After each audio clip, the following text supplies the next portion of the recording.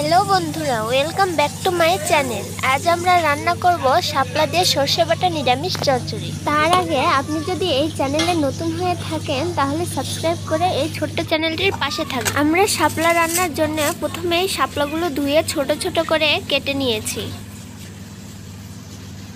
এখন আমরা শাপলা রান্নার জন্য প্রথমেই কিছু আদা ও জিরে বেটে নেব।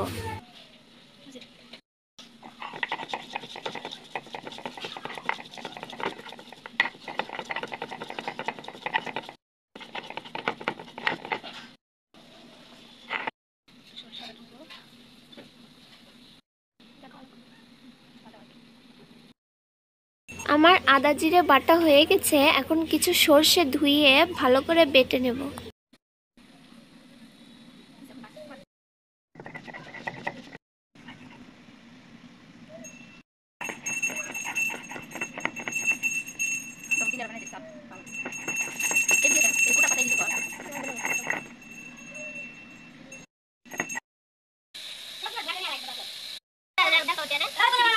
আমার আদা জিরে ও সর্ষে বাটা হয়ে গেছে। আর কিছু মরিচ চিড়ে নিয়েছি। এখন চুলায় কড়াই বসিয়ে তেল দিয়ে দেব পরিমাণ মতো। তেলটা গরম হয়ে গেলে একে একে পাঁচফোড়ন ও তেজপাতা দিয়ে দেব।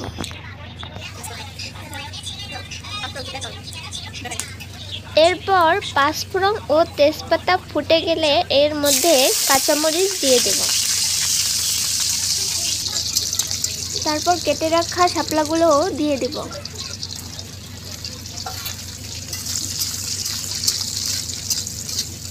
তারপর কিছুক্ষণ নাড়াচাড়া করার পরে লবণ ও হলুদ দিয়ে দেব।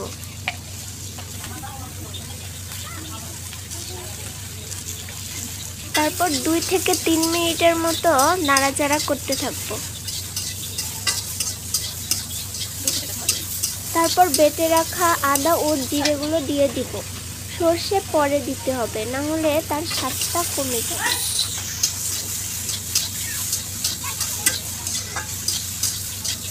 এরপর আরো 10 মিনিটের মতন নাড়াচাড়া করে ভাজতে থাকবো।